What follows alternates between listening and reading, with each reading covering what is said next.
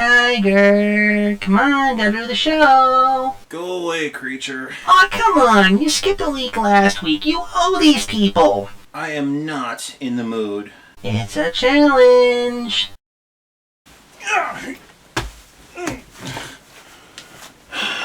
You know me too well. Well, you made me. I should know you. Alright. So, what exactly is my challenge? Your challenge is review anything. Anything. Challenge accepted.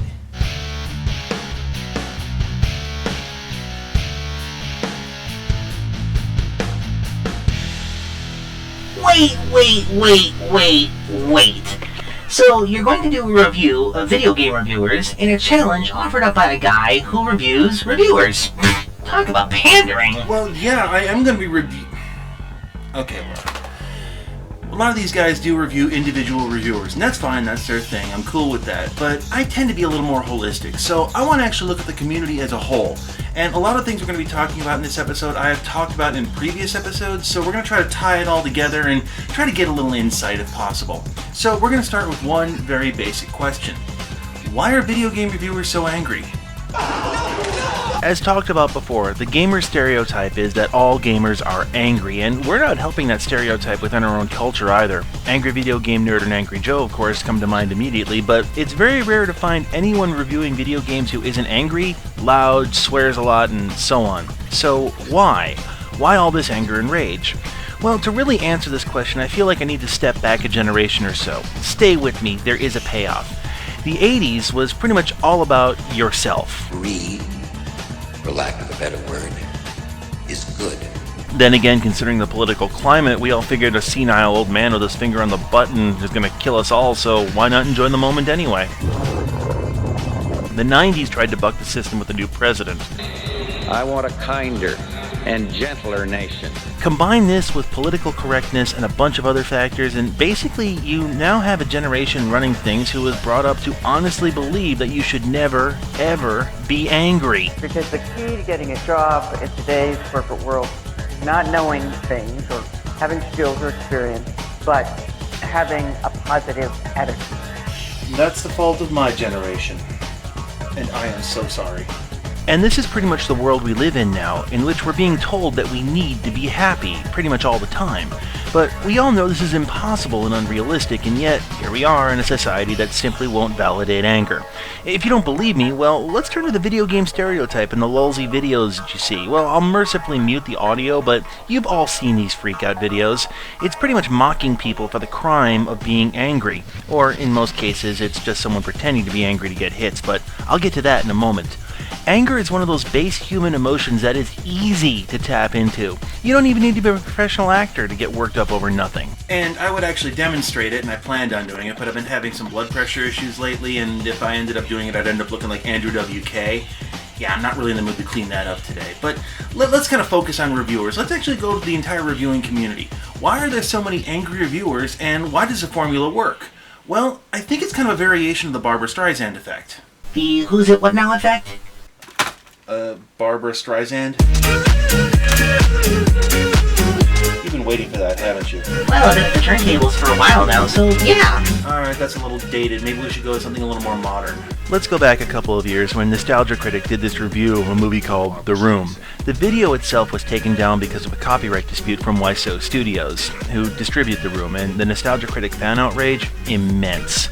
It generated a lot of interest for the movie, and people sought out The Room to watch it for themselves. This is why, in retrospect, I think this was a calculated move on the part of YSO Studios. They saw an opportunity to get publicity and generate interest in their movie, and as Oscar Wilde put it, the only thing worse than being talked about is not being talked about. And to some extent, it worked. So, what lesson can we take from this? YSO Studios threw up a big stink about their movie being reviewed on the internet, and they ended up profiting from their anger. So, the internet's zeal for socially punishing the anger of others can be used as a vehicle to promote yourself.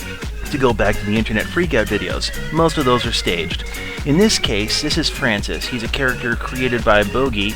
Well, anyway, most of the people who see his videos don't know it's a character. They just see angry person sitting behind a computer getting worked up about a video game, and they instantly forward it with a lulz at the nerd at the end.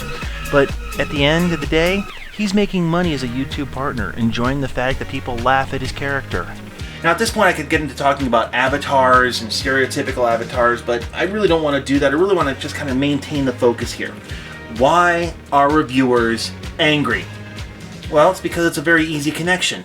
We've all been angry at one point or another, so we can all relate to that emotion, but as mentioned before, we're not allowed to actually act out on that anger and rage in modern society. However, there seems to be an exception made when someone is speaking through that avatar, and it's generally accepted that it's not them talking, it's the character. On the reviewer side, it's actually really easy to go after anything. You just find something obscure like a foreign film that most people will never see, and you basically strawman the hell out of it. Strawman technique. Okay, this is the technique of taking somebody's argument, making a fake argument out of it, and then attacking that fake argument. But in this case, it's more like tearing apart a video game for... You know, actually, show, don't tell.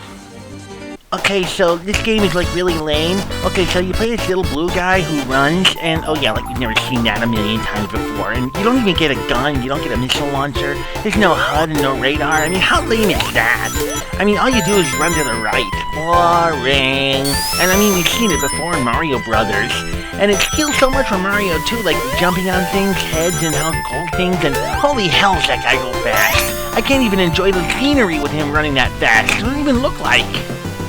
All artificial arguments about a game that arguably changed the industry around it. But the thing is, a lot of people have played Sonic the Hedgehog, so they would look at my argument and say, yeah, that doesn't quite hold water with me, because that's not the game that I played. So let's go with something a little bit more obscure. Let's go with something from the same exact year. How about The Rocketeer for the Nintendo Entertainment System? Not a lot of people have played this game, so without having that reference point of having played it, now you just connect with my anger and rage. See, most of the anger heaped upon old games is out of context for the era and superficial at best. It's easy to snark at an 8-bit side-scroller when looking at it through the modern lens and pick on its every shortcoming compared to modern games. I mean, let's face it, Doom can't hold a candle to Halo 4 on every imaginable level, but is it less fun of a game because of it? So it's an easy target to go back into the so-called nostalgia vault and make fun of a game for its shortcomings.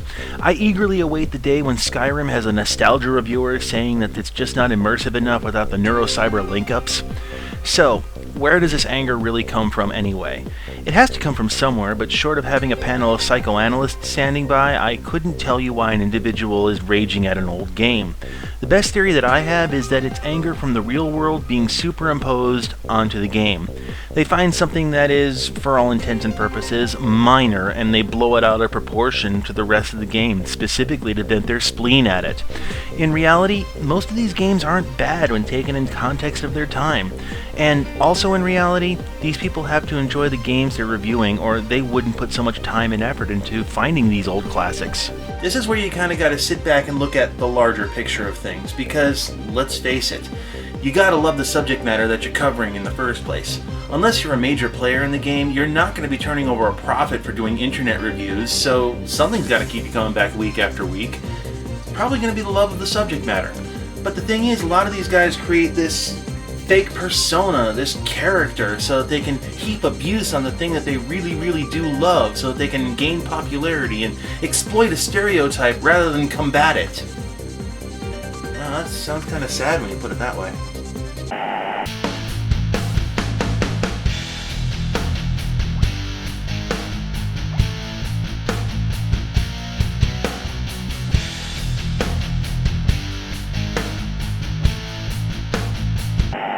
Wait, so does that make me a character you hide behind?